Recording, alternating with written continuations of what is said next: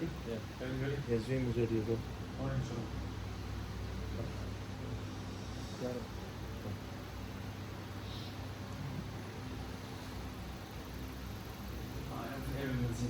بسم الله الرحمن الرحيم نحمده ونصلي على رسوله الكريم أما بعد رب اشرح لي صدري ويسر لي أمري واحلل عقدة من لساني يفقهوا قولي. Alhamdulillah, it's a great blessing of Allah subhanahu wa ta'ala that we are in a gathering where we're trying to learn about different aspects of deen. It's very important that we learn every single aspect of deen which is going to help us and benefit us, but not only us, it's going to benefit our families as well. The whole awareness program today is about trying to make it easy and aware of how certain problems can happen, and then try to block that, and then give you awareness of what is certain things that is the best practice for all of us, inshallah. So we have the problems, the issues, and the solutions. So just something about us at the beginning. In general, ethical life advisors, we try to help individuals, families, just to try and gain clarity, clearness, exactly what you're doing, what the issues are, what the problems is, whatever challenges is, how to make the correct decisions, and then guiding you along the way. So that's how our approach, and this is what we're trying to, hopefully trying to help out as much people as possible in these fields. This is today is regarding estate planning, but this is where, alhamdulillah, we've started this off, and hopefully, inshallah, you can, Allah accept whatever we're trying to do, and then hopefully we can help as much people as possible in these fields, so then these problems hopefully can stop. So today on the agenda, alhamdulillah, we're going to do estate planning, what can go wrong or what is going wrong at this moment, why it matters more than ever, yeah? How can we actually help, so what can we do to try and help anyone here, and then we're going to go through some actual case studies, and then probably you would find that, and if you just raise your hands, how many of you know a family or your own friends that have an issue with some sort of inheritance? There's always some sort of family inheritance, fighting, problems between families, yeah? So raise your hands, who knows a family that's usually something like this, yeah? There's usually everyone has some sort of problems or something, and then this is what we're trying to do, trying to bring awareness, and hopefully, inshallah, to try and work out something which works for everyone. The expectations is that we are talking, again, everything is general, and we're going to be talking in generalities, not specifics. So I know that people have their own specifics, everyone's unique. Yeah? Every family that we know here is completely unique. This person's got this many daughters and that. We're going to be generally talking about certain situations in certain families. So please be aware that this is one of the disclaimers. And we want to try and bring awareness to everyone. Yeah?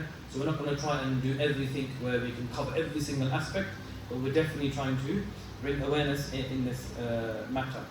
On top of that, we're also trying to want to make you familiar of what an Islamic will is, what can go wrong in the UK law, or what is the UK law regarding these aspects, and then we want to see what we can actually do about it. Can we go and follow the Sharia while in the UK, and then does it work and can we practice upon it? We're going to cover some of these as well. We hopefully want to try, and I know many people have questions, so all the questions will be at the end, inshallah. So maybe you have a question during the seminar, so please be aware that we won't answer any questions during the seminar.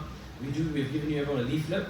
You can go onto the leaflet, there's a QR code, and then you can go onto that and then just go onto the page where you mentioned, and then you can write a message to us, and we can get back to you in a good time. Or just wait till the end, and then you can ask your question. Or even then, there's on the people on Zoom, they can also write it down, and then we will get those questions and do that at the end, inshallah. Hopefully everyone is okay with that. And then we do want to have a time boundary that we do want to finish approximately about half an hour. That is our time, and then we'll open up for the questions at the end. Alright, let's start, inshallah.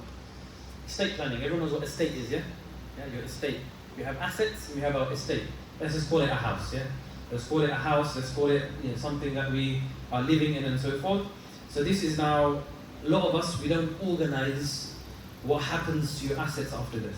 We don't organize these things. We're not organized people, and what happens is that sometimes we're organized in one section, we're not organized in the other. But this is one of the biggest things that we should be more organized and thinking way ahead. Yeah, we should always be looking way ahead. Number 2 is that we're ensuring distribution aligns with our values and beliefs. Our beliefs is following the Quran and the Sunnah. Yeah?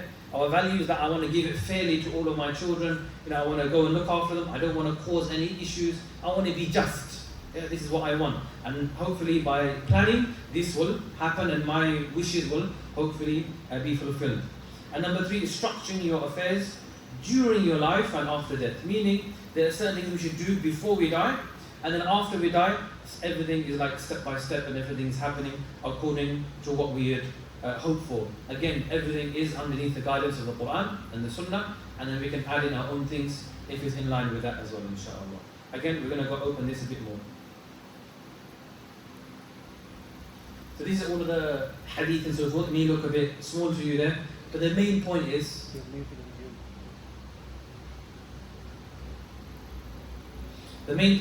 to do with faith-based foundations. So let's start off here, inshallah. So we have the Quran. Everyone knows that. تِلْكَ حُدُودُ اللَّهِ. Allah mentions in the Quran that these are the limits set by Allah subhanahu wa ta'ala. Meaning, Allah has given us. So, example, if a person, he is wants to try and give it to his family members. I want to give this much to my wife and this much to my children. This is completely incorrect because I could want more for my wife or more for this and more for that and so forth. But then what happens is that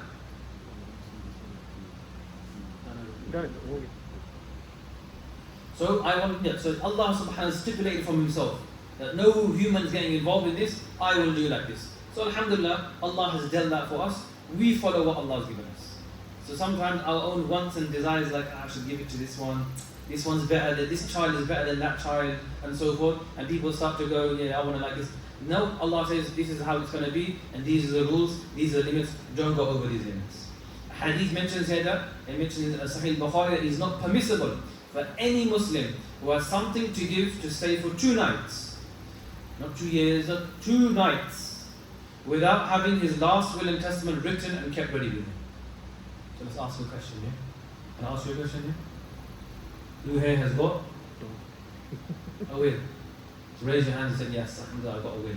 Set up and ready. So what does that show? What does that show amongst our community? Is obviously, Hadith mentions here that 3 nights I'm not supposed to go past without me having a will. This is what the Hadith mentions. Sahih Bukhari mentions this Hadith. Yeah, we don't have a will? Well, why don't we have a will? Do we think that we're going to live forever?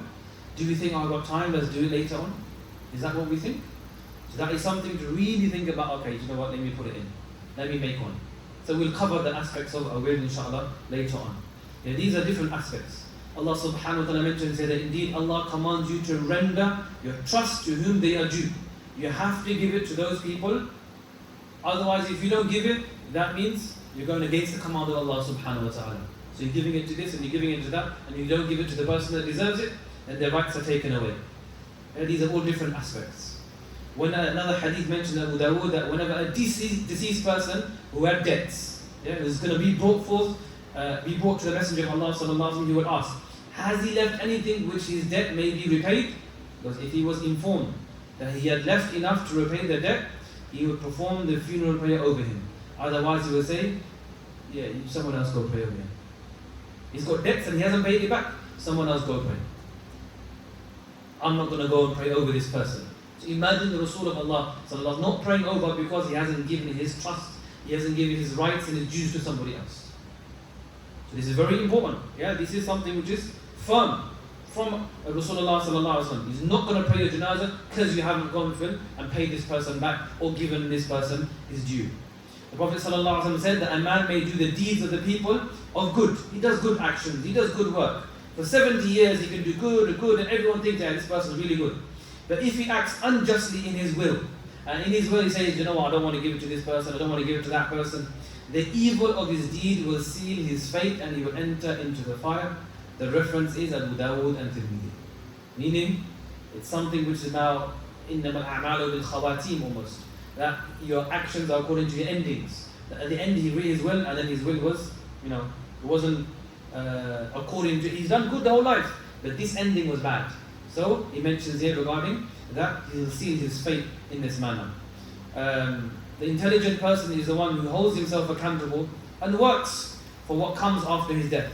And the incapable person is the one who follows his desires and then hopes, Ya Allah, mercy, rahmah. Allah is the all merciful. This is what people start to think. Yeah, they don't have that kind of mindset when I'm thinking, do you know what, I need to prepare from before. Yeah? When somebody came to Rasulullah sallallahu alaihi wasallam, he said, when is this qiyamah? What was his response? After 1 year, after 10 years. He says, مَا أَعْتَدَّ لَهَا, what have you prepared? What have you prepared? So all of us must prepare in different ways. One is our deeds for the next after, but also this is part of it, estate planning, looking after money, finances, your children, this must be there as well. And then this is something.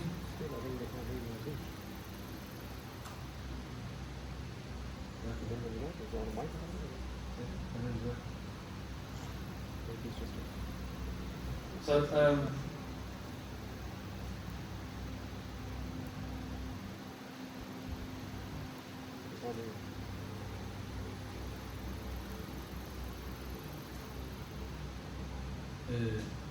sure.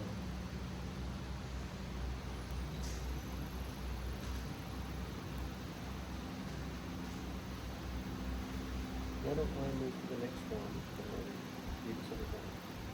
Yeah, inshallah. So this is the aspect of the faith part. Alright, inshallah. Okay. Not sure if there's any sisters at the back. Do you want to read the other one?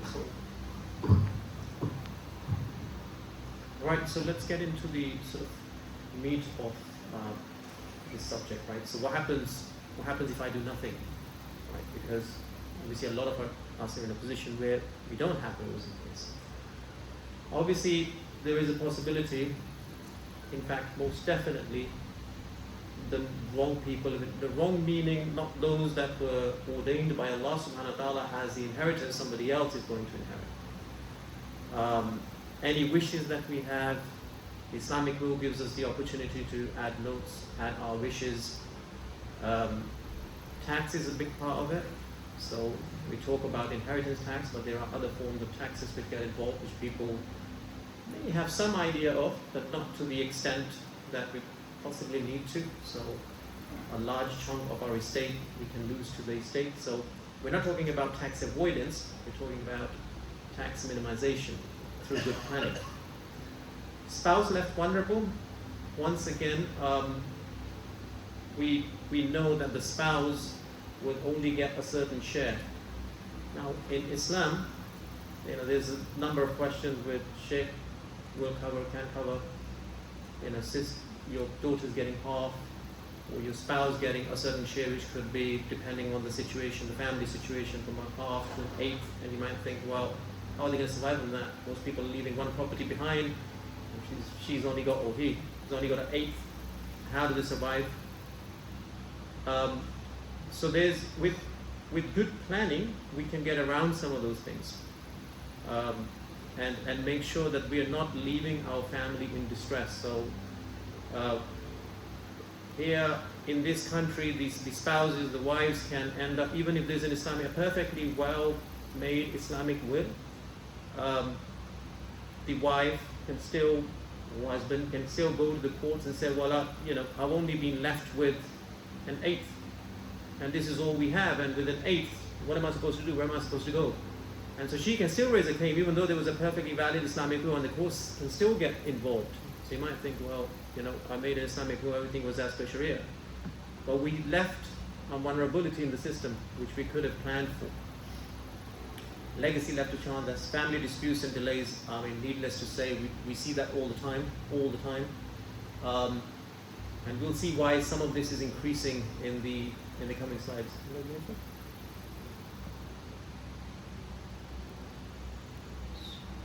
So this next slide just kind of goes a little bit deeper into the same subject. What many people overlook. So what happens if I've done nothing? I don't have an Islamic will, or any will for that matter. You can have a non-Islamic will. If you don't have anything, then intestacy rules kick in. This is the default as per the law. Now, in the as per the intestacy law, there are very strict rules about who inherits and the inheritance order, and as you can probably imagine, they're not consistent with the Sharia or the Islamic distribution. But that is the law that will then just kick in as per default. Tax exposure, again, I've kind of touched on it, and we'll go into this in a little bit more in the coming slides, so I'll leave it here. Asset ownership, again, what kind of ownership? A lot of individual, let's say we have properties. A property can be set up in joint tenancy, it can be tenants in common, it can be a part of trust, it can be in our sole name. There's really 4 broad options. A lot of people will go for a joint tenancy. Whilst looking into this subject, and a joint tenancy simply means that when joint tenancy is basically husband and wife, let's say they own the property in a joint name. Under joint tenancy, when one of them passes away, as per the rules of survivorship, their partner will get the entire property.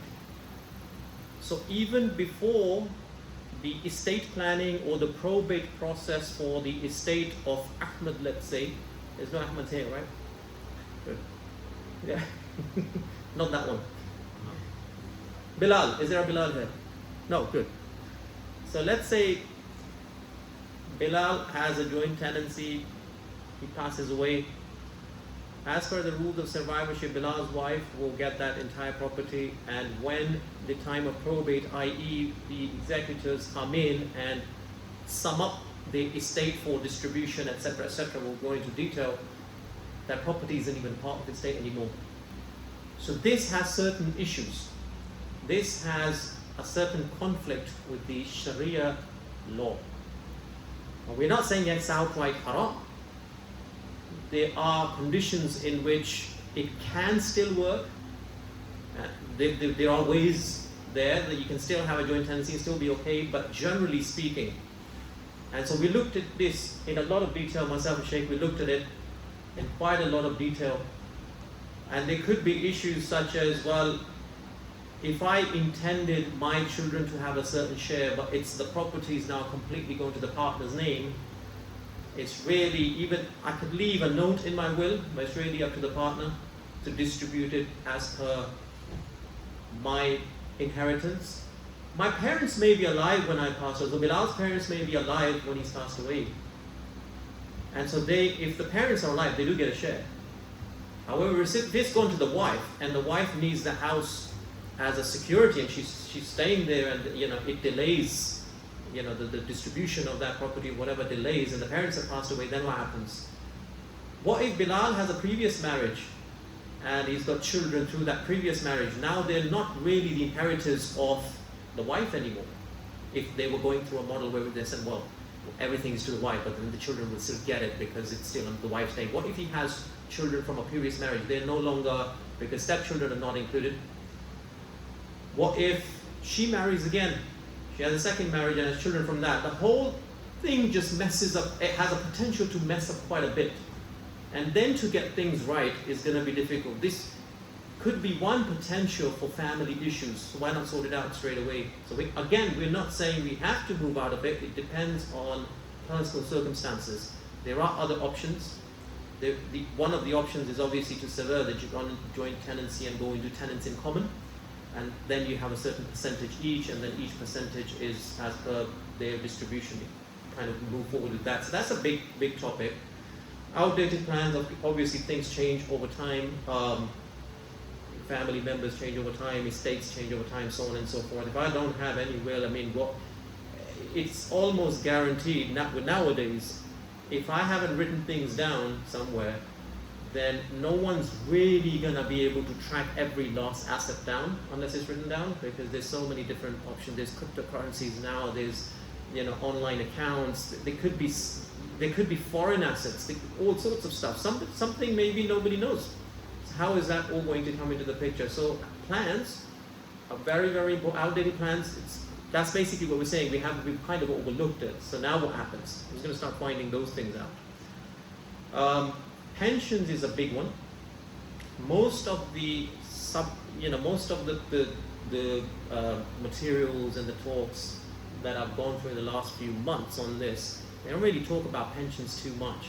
However, pensions is a big topic in itself. We can easily do a whole seminar on just pensions itself. So what happens to pensions? Have we planned for that? Again, it depends. We're not going into the full topic, but it depends on what kind of pension. Some pensions are state pensions.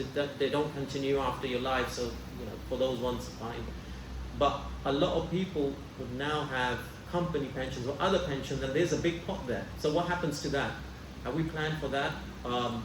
We may or may not have nominated beneficiaries on our pension plans. Are those nominated beneficiaries aligned to the Islamic distribution? Maybe not. So again, this is something to think about, that my nominated beneficiaries on my pension, they're not really aligned to the Islamic Sharia. There are other things like what age you pass away, if it's under 75 or over 75, there are income tax concerns and so on and so forth. All of those things that to think about when it comes to pensions. Business succession is another big one. So anybody who has a business, and there have been a lot of issues in this area, whereby you can have all sorts of scenarios. Again, it's a very personal circumstances thing, but the father has a business, multiple children, only one of the children are in the business with them, the other children not involved. Now what happens when the father dies? Who gets it? Because there was only one child involved in the business. The others were not, but they are part of the father's estate if he hasn't planned rightly for it. So we're not saying that the child who is in the business with them should get everything. We're also not saying that giving it equally to all children, or as per the Islamic distribution in all children, is also fair, because this is the child that might have grown the business. So there's a lot of things around business succession that can be done in advance. What's the shareholding, for example? Do we have a shareholders agreement? Maybe the business is with certain partners that we don't even want our children to be working with in the future. There could be all sorts of scenarios. So what happens then? So there are buyouts that can happen. So, one child, if he's running the business already, others are not really interested, or others say, we just want our share. They can buy them. The one who's already involved can buy out. There can also be shareholder agreements. In this agreement, we can specify who owns how many shares. So you can say, well, this child is the one who was with me in the business. He's the one who ran it. So what I'll do is I'll specify a certain percentage and move the shares over to them in my life. So you can do that. So there are multiple ways of getting around it. And unfortunately, there have been businesses where families have worked for 40, 50, 60 years, but because of the disputes, they've had to sell the business because they go to courts. And on the right-hand side, you can see some of those probate disputes. Probate is a process of administrating this estate, by the way. You can see how that's kind of growing over the years. Some other stats on the right are about how long it might take. So we kind of think that it might be a simple process. You'll see in the next slide about executors. It is a very long process. It can be a very long process. Inheritance tax we touched on. You can see the stats there, how that's growing over time. So how things can go wrong, frozen assets. So if there's disputes in the family, goes to courts. Now the property, nobody's kind of benefiting. Obviously, there's a lot of problems within the family that can happen due to this. There are a lot of arguments within the family. We've got brothers which are not talking to each other, brothers and sisters which are not talking to each other, or not. There's massive conflicts between children and the surviving parents, so on and so forth. So unless things are already in place, and they might be in place in terms of the paperwork, so the will is there, but it really needs a good discussion in the family of how we're going to move things forward and plan for it. So everybody's expectations are set about what my estate is, where it's going. If we have a business, if we have pension, everything is clear-cut up front. This is to do with my obligation to make sure. Some people say, well, why spend some money now for, to sort things out for the future with our children, so on and so forth. I say, at the very least, fulfill your Islamic obligations. At the very least, itna to kar lo, कि whatever is ordained on you, this is farz on us. and also to make sure that our family are not left fighting each other. What's the point of me, building up everything else, and then I find out on the day of judgment that the family was in a feud because I could have taken some actions. So there's a lot of things here, and again, we're not going into, as I mentioned, some of these topics can easily go into a lot of detail, but just to start bringing awareness, broadly speaking, because not every solution is going to fit every individual. Every individual is going to have their own circumstance. And we have obviously a process to kind of go through it individually with you as part of Ethical Life Advisors. This is just to give you that awareness that, hey, hold on. So everybody here would be sitting down thinking about their own picture, about which things matter to me and which don't. Maybe I don't even have a business, so I don't really care about that. Maybe I have foreign assets, so what happens to that, so on and so forth.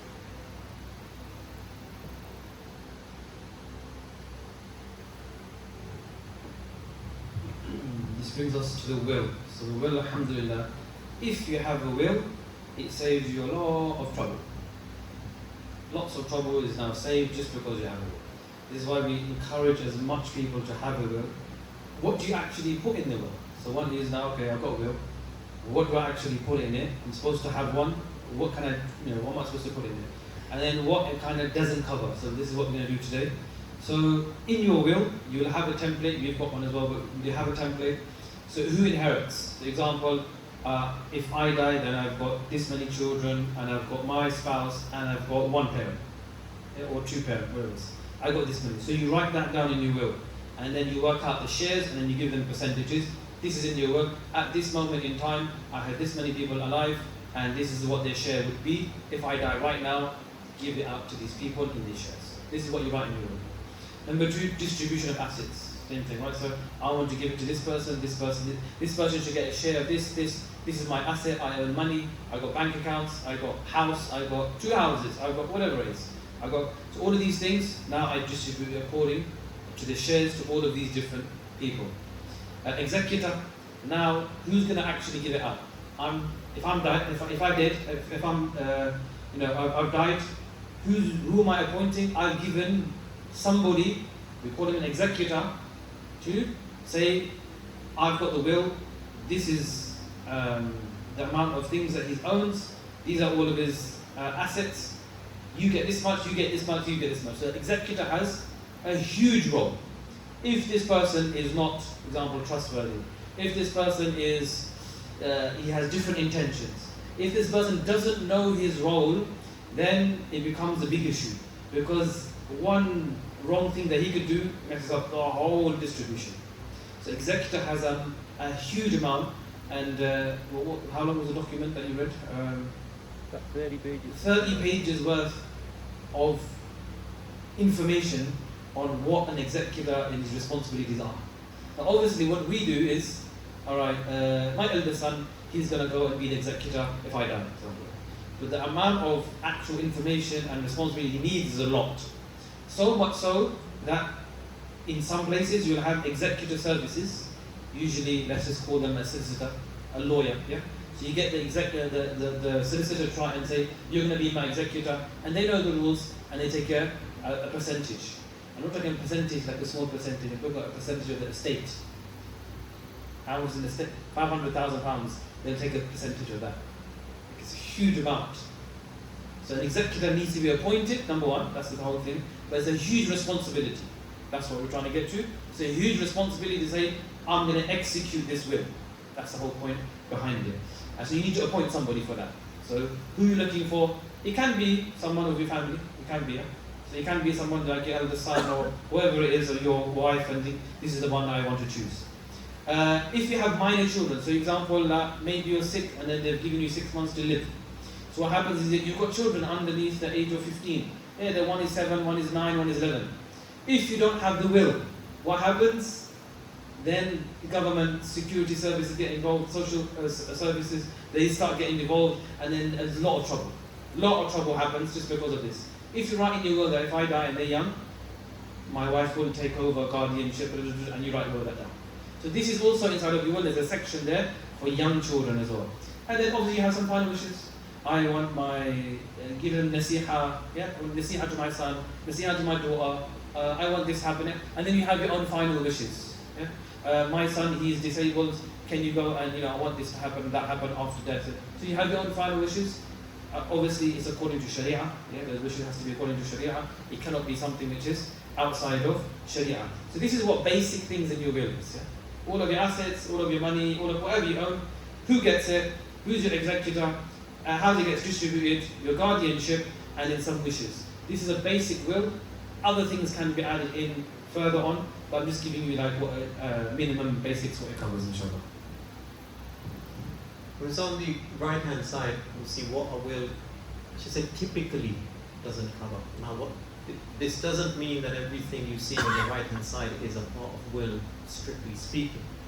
But your planning for these things may affect what's in the will, will certainly affect what's in the will. And there could be additional documents or other things that we have done in our life to kind of address it. Inheritance tax is coming up in one of the slides anyway, so I won't talk about that too much here.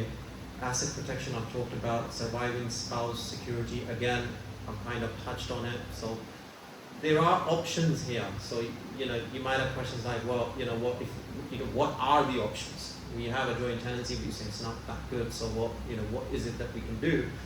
Well, there could be options such as downsizing. So you buy, if the estate is big enough, you buy a separate property itself where the surviving spouse, your mother, father, they live. There's another option whereby they can live with one of their children. That's another option. And there are certain type of trusts in which the property can move into, and that itself is a very complex area, which are Sharia-compliant, but they also protect your assets and your spouse gets security as well.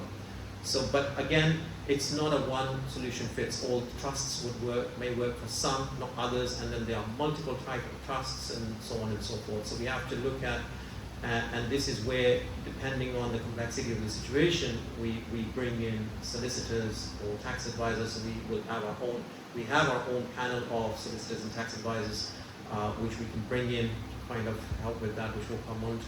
Complex family situation, I touched on some of that, and there is a case study coming up, so we'll open up that and then you can start to see what that is. But unfortunately, divorces, multiple marriages, multiple wives, what's legal, what's not, adopted children,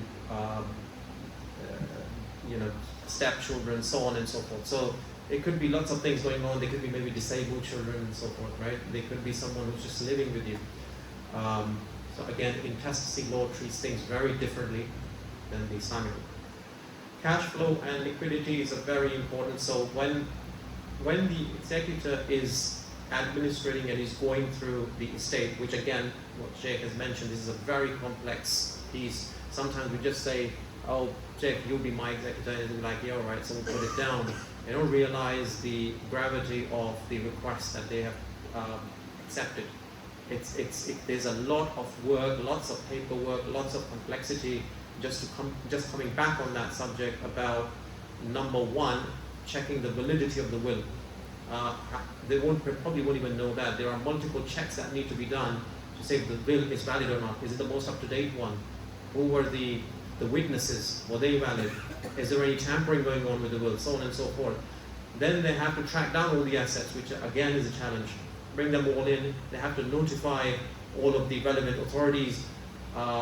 Then they have to pay off the debts and then distribute and so on and so forth. There's a big process. Now, paying off the liabilities, that is one of them. There could be a mortgage, and so that could move over to some other family members. It might not. Depends on the circumstances again. There may be other liabilities. There may be claimants. They might come forward. So how long do they have to wait for them, or pay off just other debts that this person has? Where does that come from? That comes from the estate. So if the person isn't liquid enough, they haven't left enough cash, then it becomes a challenge.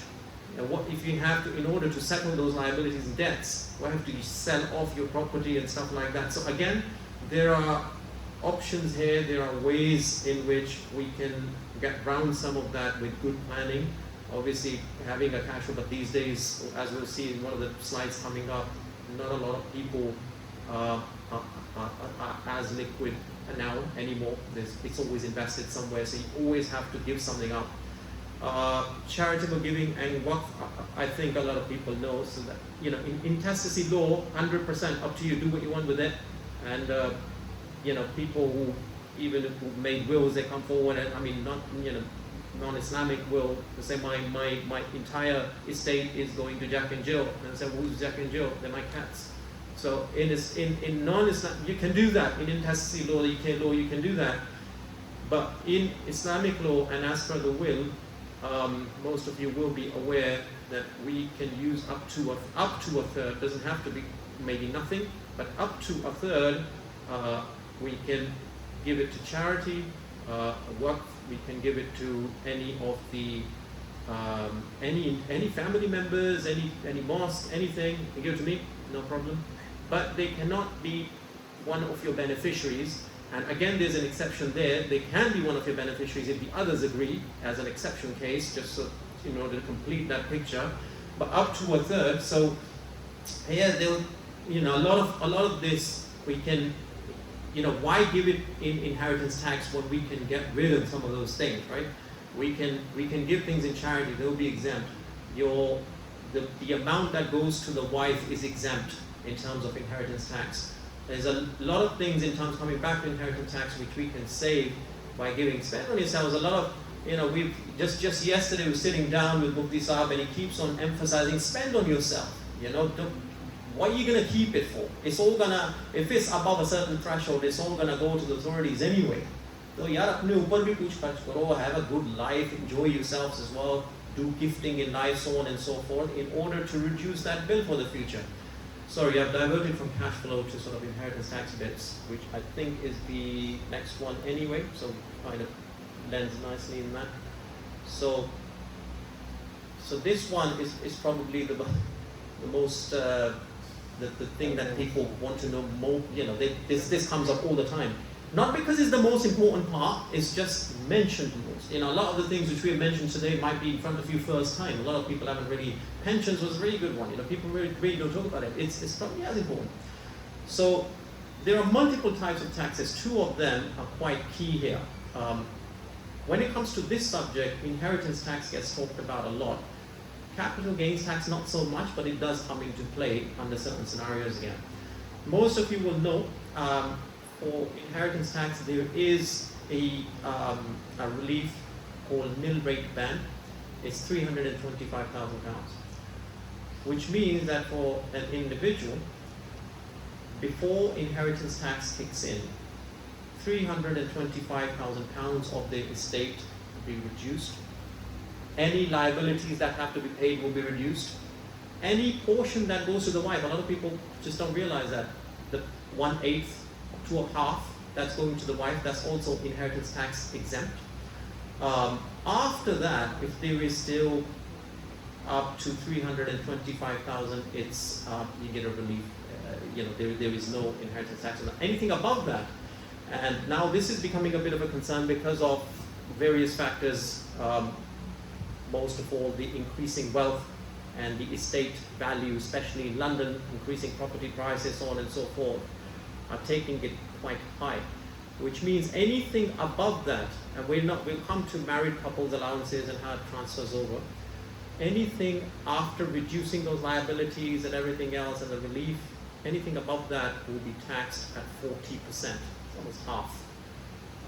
So you can imagine if your property is, let's say, £500,000, and plus you've got other assets, and just for the sake of simplicity, after removing everything else and applying the nil rate ban, you're still left with £175,000. 40% of that is going to the government. So we have to give that up. Under normal, 70,000. yeah, probably more. So it's a big bill. We've seen it's in the billions at the moment in UK.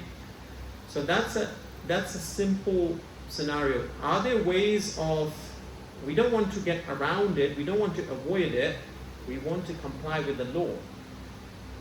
You can see that in the red there, the authorities, and we don't but complying with the law is also part of Islam, so we're not trying to find ways to kind of hide that.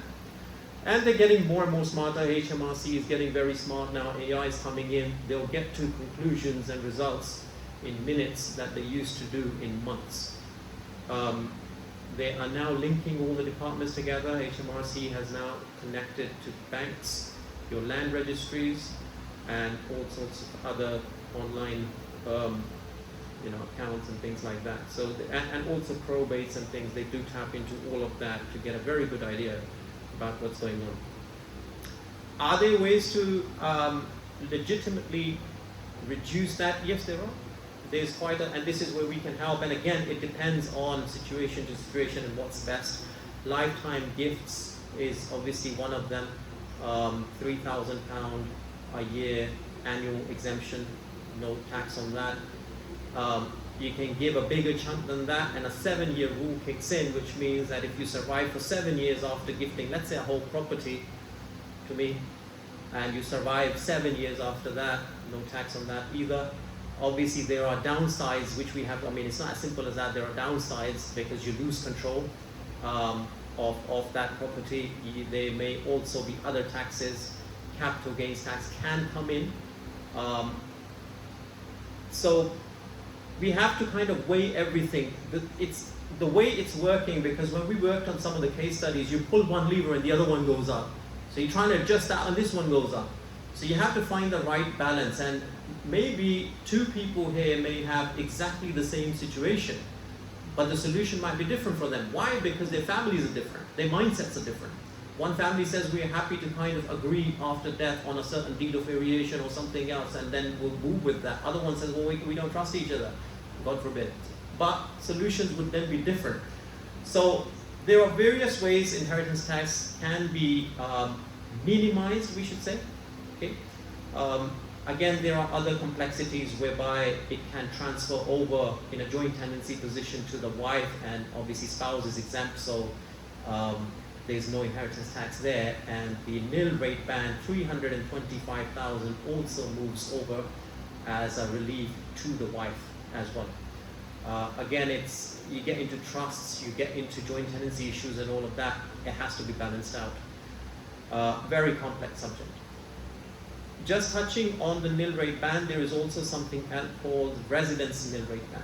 Okay, and that is another relief, which is £175,000 per person, which can be used, which takes your relief to £500,000. So that's pretty sizable. So up to £500,000 with the two reliefs, there's no inheritance tax. However, a lot of people don't know that residence nil rate ban only applies to direct descendants. So if it's your main home and it's going to direct descendants, then that £175,000 will count. If it's not going to direct descendants, and we understand that our inheritance may not direct descendant children, grandchildren, so on and so forth. Under Islamic distribution, it may not go to direct descendants. My parents might be alive. There might be my siblings could possibly be beneficiaries. It depends on our children's structure. So there's blocking rules. So if you have a son, they block some of the others, so on and so forth. So if they're not direct descendants, that residence rate relief doesn't work, which means that how do we get around that? Again, there are ways around it which we can help with. So you can prioritize when we are distributing, and this can go in the will, and almost certainly I've never seen a will template in which this clause exists, and we've got it in ours, whereby the main residence, when distributing the estate, goes to direct descendants first in order to utilize this relief fully. If there are multiple properties, there's other assets, and so some of the other assets can go to someone else, the non-direct descendants, and that way you can utilize this relief fully. So these two go hand in hand: nil rate ban, residence nil rate ban. Again, there's a lot of other ways in which it can be minimized, but that's again a bigger topic which we can discuss on a personal basis. Coming to capital gains tax. Capital gains tax is a tax which is made on a profit when you sell an asset. It applies to properties, applies to a lot of other assets that, things like gold and other things. So again, we have to think about does this play a part? So if I have a property, and here the main residence is even more important, because on the main residence, when we are selling that off, we get a PPR, which is a relief, and there's no capital gains tax on that. However, if I have a buy-to-let property, I've got another property, but it's not my main residence. We have to prove it's our main residence or not. And that gets sold, then 18% or 24%, dependent on certain tax brackets, is a big portion of money that we have to give to tax. Now you might be asking, well, why are we even talking about that?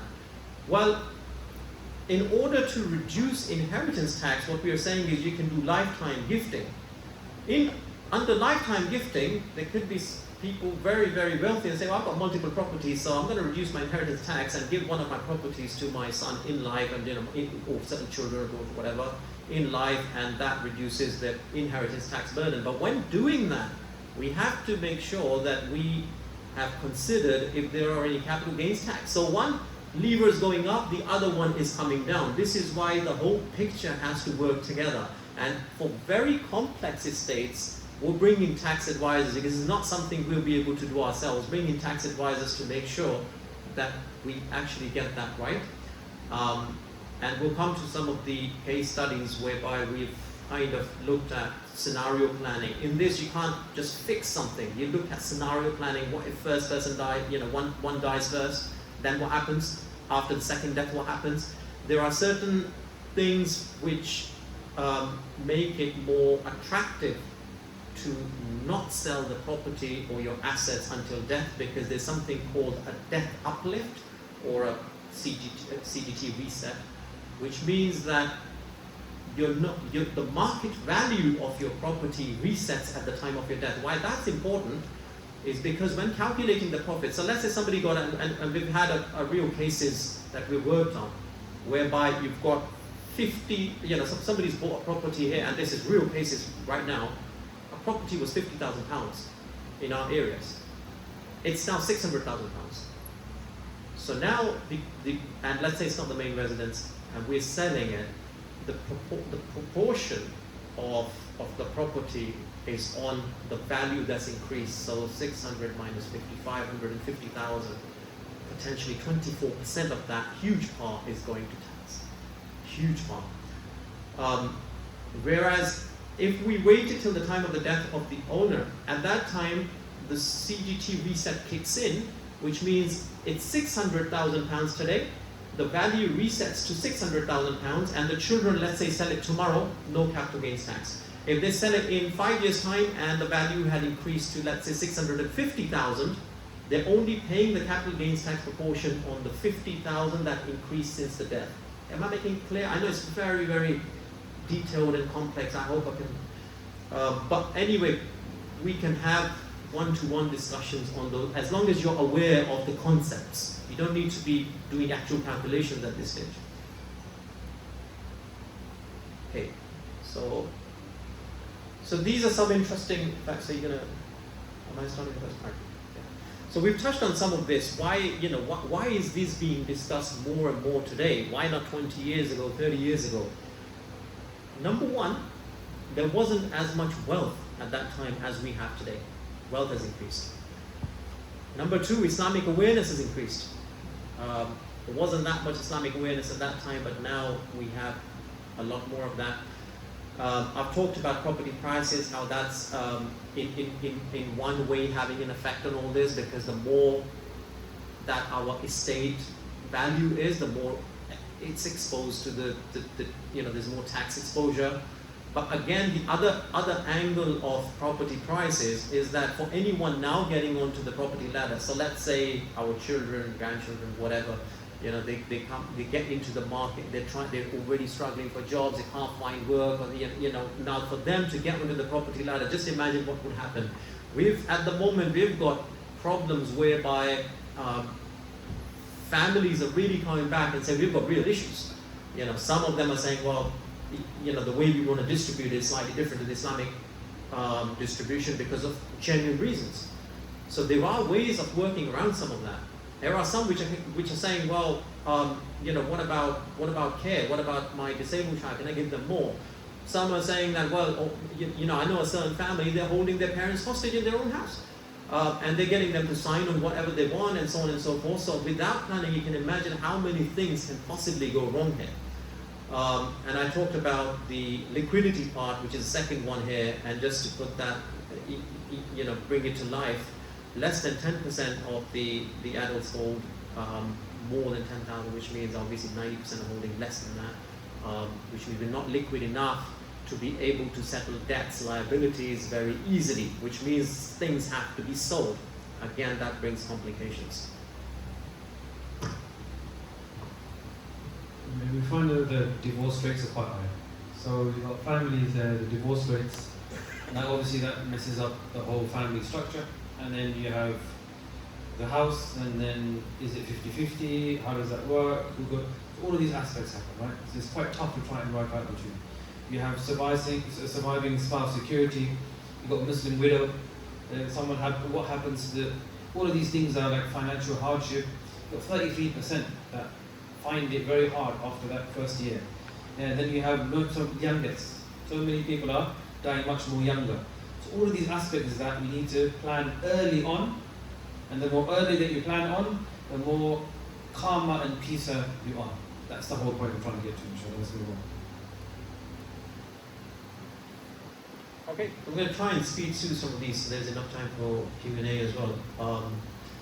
So what is it that ethical life advises? So I think Maulana is going to talk about what we do in general. This is just one part of the setup we've got. This is not even our main product or anything like that. But as you can see, we cannot look at it from a lens of just UK law or tax or Islamic inheritance. So when I was having conversations with solicitors, they would not have a view of the Islamic inheritance or the family side of things so much. They can say they're very good at what they do, so that set up trust and stuff like that.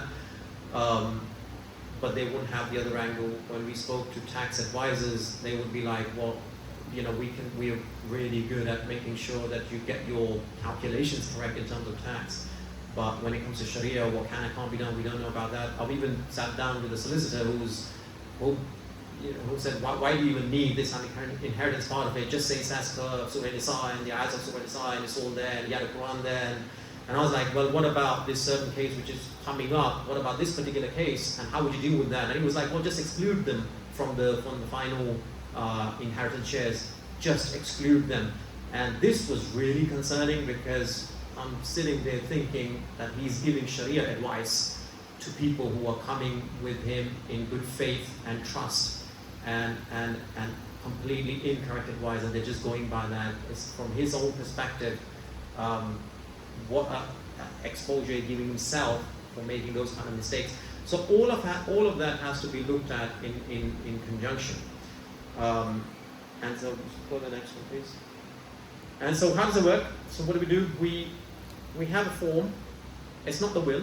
It's a form that gets filled in, which can lead to a completion of a will and other things, but it gives us a complete picture that we can assess for you. Just very quickly going through, I'm not going to walk through the entire form. It's on the website as well. You can also get in touch with us. We'll lead you to it. It's a PDF that's on the website that you have a link for, and what's on there as well. Form. Not this. The browser.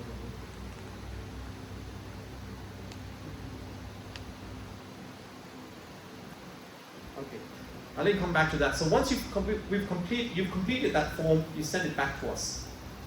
We review that form, and we come back to you with certain recommendations. Some of those recommendations may be for further work, maybe to involve solicitors, tax advisors, whatever. Up to that point, we would do it free of charge. There are donations, you can donate, but you don't have to. Because we wanted to make this so easy and accessible for people that it doesn't exclude anyone. We get to some of the costings that are involved if we were to do it ourselves. We've got a slide on that next. After that, if there's a work, there's obviously a charge to that. What we're trying to do here is minimize your cost in getting all this done. So doing a lot of that groundwork for you. Take those recommendations. You can go to the solicitors and tax advisors or family members or whatever of your choice. You can do that, and you haven't spent a penny. You can get us to do the rest of the work, and we'll use our panel. The advantage you'll have with that is that we are there to guide you through the process. And when we've had a discussion with solicitors and tax advisors, we're like, please don't charge the full set as if it's a full piece of work. We just need you to sense check some stuff, and they're happy to do that at a lower cost. So it's a win-win situation for everyone that we can get all of this done at a lower cost for you. Is that? Not showing up. Is the report showing up? It's not coming up? Not coming up. So just we can read it on the Okay, so we have, anyway, we have templates. It's not showing for some reason, but so the report template, what the report looks like and what the form looks like, and we can go through that separately. This next slide kind of gives you an idea. You're like, well, what do we need you? It seems like an extra step. I've already mentioned how it benefits. These are typical costs. In fact, they're on the lower side if an individual was to try and sort this out themselves. You know, how much each of these steps would or could cost them, and these are just really, obviously it depends on the state. Some could be very, very complex cases. Some of you could be very, very wealthy and have lots of this. So it's worth spending some money now. It would save you not only hundreds of thousands of pounds possibly, but also your children's generation. So that gives you some idea about, and Sheikh has already mentioned that just executive services are charging for a certain, some of them are charging up to a certain percentage of estate. So you can imagine. The other problem which I've highlighted here, if you're trying to do this yourself, when you're going to a certain professional, they're only looking at it from their own lens, and that's a problem. It all has to come together as a one solution. This is what you know, when we looked at this, with the exception of one firm in the country, which is Iwood Solicitors, they're pretty good. I've not seen any others which are bringing all these aspects together, even if it's a higher cost, and doing it really, really well. There could be, I haven't come across any except that one. And obviously they are a very established firm with solicitors on the board, everything else, so you know, it's a professional setup, and if something is very complex, they'll go to them anyway.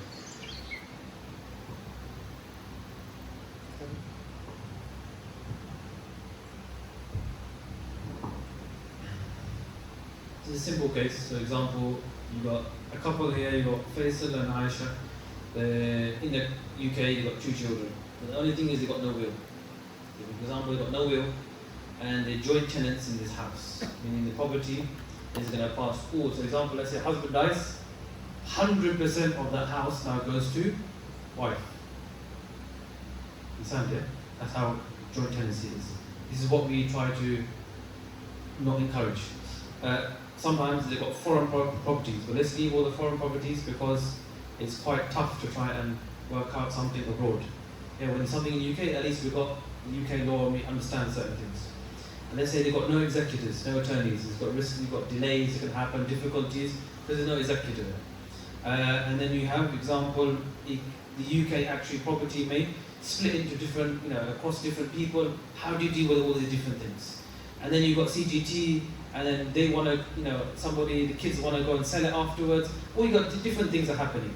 Based on the current information, inheritance tax exposure appears low at present, but it should be reviewed again and again and again at certain periods. So what's the recommendation there with no will, joint tenancy, the foreign properties, you've got no executors, you've got property fragmentation, you've got all of these things. What do you do with this couple? So number one is you prepare an Islamic will. So the first thing you do is you prepare an Islamic. This is a case which is obviously, these are real cases. Yeah? You prepare an Islamic will. So you write down everything that we mentioned which is in the will, and that's number one. Number two is review the joint tenancy and the ownership. Right? Who owns what in the house? Is it 50-50, meaning I own 50% and my wife owns 50%? Or is it, this is what we prefer? Or 50-50 could be 60-40, 70-30, whatever we want. So whatever it is, then you try and work it out and say, this is what I own, this is what you own, and hence this is what we're going to keep it as. If it's like that, then what happens if one person dies? You only do inheritance of one spouse, the father's share. but the mother stays in her share. She's got her own share, and then the father just basically that gets distributed. Hence why the wife that's just still alive is protection for her, isn't it? She can stay in the house. She's her 50%. If she doesn't, then everything goes to 100%. But obviously that's un-Islamic. She's not supposed to have 100% of the house. It's supposed to have it for the kids as well. So she's liable now to give it out. But the whole point is review the joint tenancy and the ownership. What are the property risks? What could happen? Yeah, so we address it. We look at it. We do a whole review of everything that's happening, and then we provided guidance on how to get the will, but store the will. It's a very important point. Where do you store it? So this is the questions that will be brought up as well. And then every single way that you need to go to a tax advisor, we say go there, go and do this, go and do that, and then we support you along the way. And then you need to go to a solicitor, we will help you get one, we'll help you do this and so forth. And then you go to a solicitor and then we'll help you in that manner. So this is what the kind of situation we do. So we've seen the couple, we've kind of prepared their will, we've looked at the whole thing, they don't have this, they don't have that. So we prepare this for them, we prepare that for them, and then we give them certain suggestions and we help them along the way. This is a normal case that we've covered so far, and hence why they've got something about them. This is a simple case. This is a simple case. Further on, we're going to do more complicated cases. I'm going to skip the next one. This presentation is available on the website, so you've got it to hand. You don't need to write everything down. You can look at it in your own time. And then go to this one. This is another family which we obviously the names are all made up, so don't go around looking for Amir and Samira Khan. They don't exist. There's no Amir and Samira Khan here. Right? So in this case, you might think that it seems straightforward. My case is straightforward, or you might make assumptions about on how to deal with it, especially from a Sharia point of view. Or you might think that Sharia is going to be too strict and I don't have options. Actually, there are options. In this one, it was very interesting because. It's a property, about 1 million, children are there. The thing that made this interesting was some of the children have been given their share in life, with the parents thinking that that's the share, that's their inheritance, but they've been given in life. Now we do understand that that's different to the shares which get distributed at the time of death. Those children are again the beneficiaries of what's left over. They were not aware of that. And the second one was about stepchildren being in. So under Sharia law, stepchildren do not get included. However, the family wishes that fairness and stuff. And even with the gifts in life, even though it's at our discretion, we might want to gift someone more than the other. We have to think about fairness and to make sure that we are fair. We're not just without a good reason. There could be good reasons. You might have somebody who's in a really poor state as compared to others, or disabilities are there, or something is there. So they had this really interesting mix, and they said, well, we want to make sure that we, minimizing our taxes. We also want to make sure that we are being fair to our children, even though the stepchildren aren't necessarily the inheritors. And at the same time, we want to make sure that they just didn't have enough to give to everybody else in life. So now they're a bit stuck. As well as the security of our home. So we don't want to give away the home, we want to. So, alhamdulillah, going through it, it took us about 3 weeks of scenario planning, what happens under different scenarios, so pulling levers up and down, what would happen if we did something right now for them, as opposed to after first death, after second death, and came up with the most optimal solution in which all of the children, there was a way we were able to kind of get around it, all of the children would get fair share.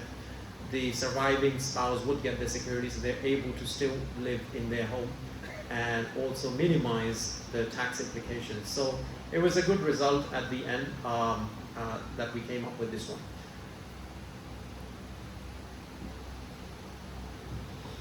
So just to mention again, at the beginning we mentioned at the end, that obviously what laws and tax rules, they change over time. Yeah, everyone knows that tax changes, laws change. And our kind of suggestions are